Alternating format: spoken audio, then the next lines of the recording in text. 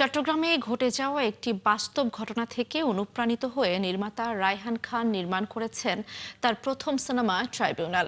ছবিটি নির্মাণের মাঝপথেই রাজধানীর একটি হোটেলে আয়োজন করা হয় সংবাদ সম্মেলন, যেখানে ঘোষণা করা হয় আগামী ঈদেই প্রেক্ষাগৃহে মুক্তি দেওয়া হবে সিনেমাটি। বিস্তারিত প্রতিবেদনে। প্রতি বছর এই দেশেই প্রায় ৫০০ নারী খুন হয়।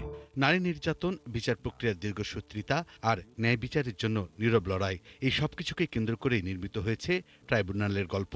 ঘরের ভেতর ছবিটি মূলত সেসব নারীদের কণ্ঠস্বর যাদের গল্প কখনোই শিরোনাম হয় না, এমনটাই জানান ছবিটির নির্মাতা।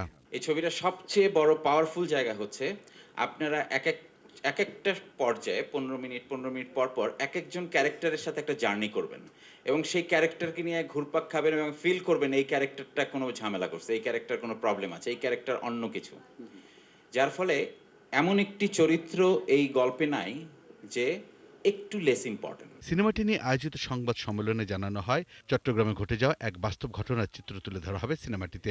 সারা দেশে আলোড়ন তোলা ঘটনাটি সময়ের গতিপথে হয়তো হারিয়ে গেছে, কিন্তু ট্রাইব্যুনালের মধ্য দিয়ে আবারও মনে করে দেওয়া হবে সেই ঘটনাকেই। স্ক্রিন টাইমে দেখা যায় মানুষের মন জয় করে ফেলতে পারে। ছবিটিতে অভিনয় করেছেন আদর আজাদ, নুসরাত ফারিয়া, তানিয়া বৃষ্টি, মৌসুমী আহমেদ, শায়রা আক্তার, হোসেন ইভানের মতো অভিনেতারা।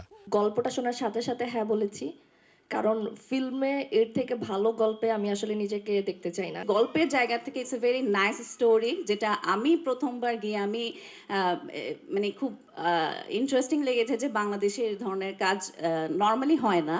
২৬ জন সাক্ষী এবং একজন আই উইটনেস, সেই আই উইটনেস হচ্ছে আমি।